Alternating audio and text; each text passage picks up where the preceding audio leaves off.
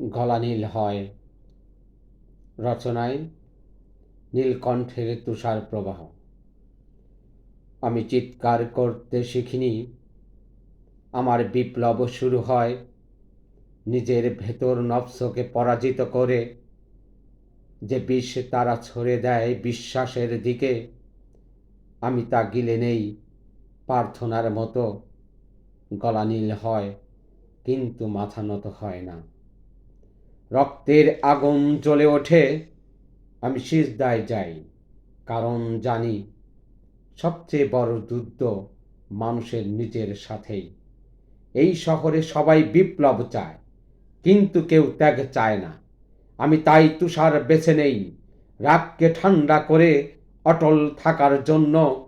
আমার বেদনা বিলাস নয়, এটা ইবাদতের মতো নীরব, গভীর, আর আল্লাহর কাছেই জবাবদিহি।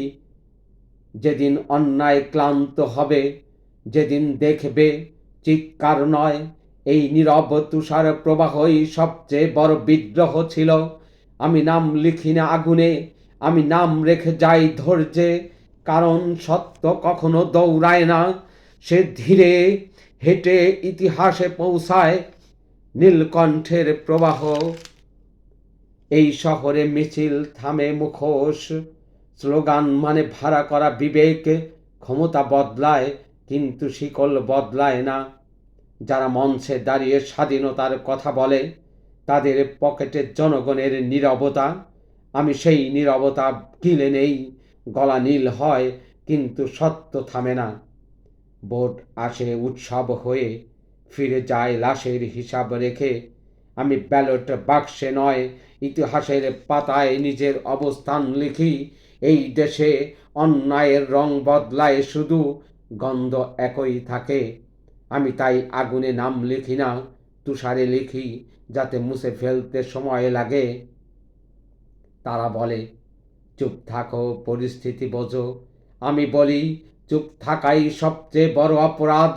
যখন রাষ্ট্র কথা বলে বন্দুকের ভাষায়, আমার বিপ্লব মানে ভাঙচুর নয়, আমার বিপ্লব মানে অস্বীকার।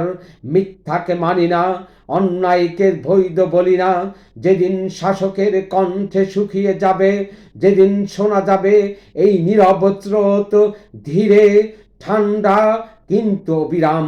কারণ ইতিহাস সাক্ষী, সবচেয়ে ভয়ঙ্কর বিদ্রোহ চিৎকার করে না, সে ভয়ে যায় নীলকণ্ঠে তুষার প্রবাহ হয়ে।